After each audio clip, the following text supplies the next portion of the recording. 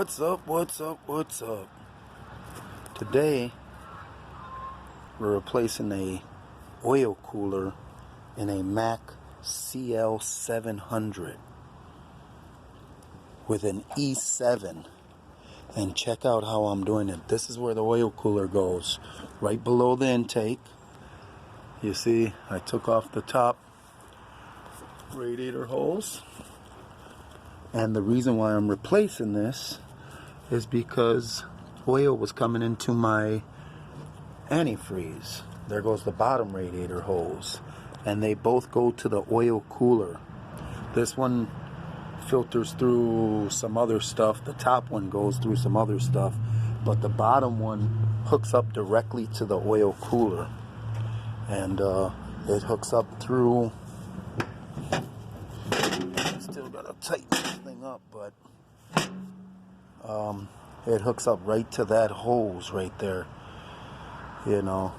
So, and then this end goes to the water pump. A fairly easy job. The old oil cooler is right there. And that's what it looks like on the inside when it's full of oil. These are all the tools that I brought out to do the job. And then these are the only tools that I needed, really. A caressing wrench. A little pick thing just to pull the hoses off. A 10 millimeter socket. Wrench with socket. A 10 millimeter wrench. Then I also needed some small wrenches. I think I used this one because of the 10 millimeter just to do some hoses. 9/16, half inch, 15 millimeter, and a half inch, an extension, and another number 10 socket. And there goes the, right here behind the fan is the water pump, the oil or the antifreeze filter, and then this is going down to the oil cooler. This right back here, we have to replace an O-ring in there, and then we also have to put a gasket on that, and this baby's ready to go back together. This baby's ready to go back together. Put the hoses on, run it so I can clean it up. And let's make this happen. Let's make this happen. We just put a new starter on this E7 Mack motor. So, I mean, this is a good motor.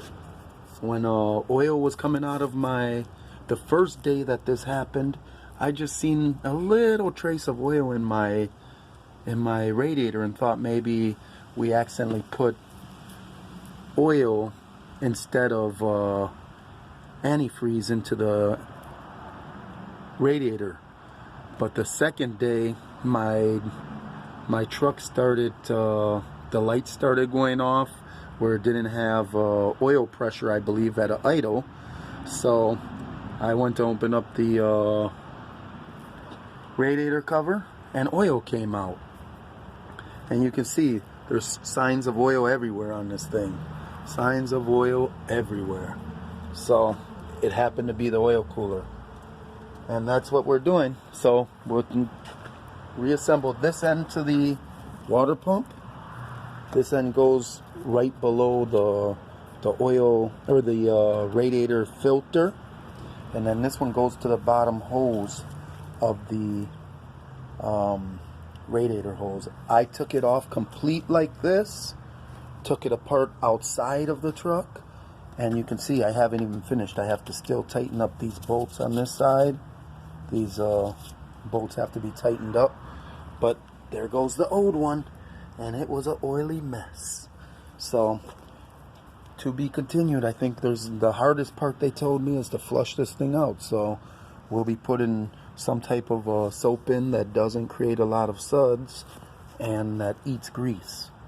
So I use this to clean my oily parts on the end here. And that's about it. I hope this video helped you guys out. it didn't take too long. Maybe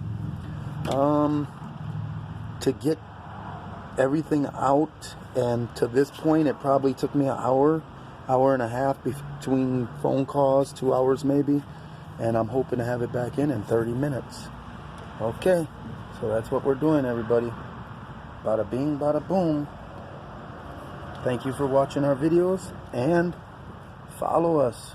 We'll be showing you guys how to do a lot of mechanical work on big trucks, sometimes on little trucks, and sometimes on real estate. So watch and follow us.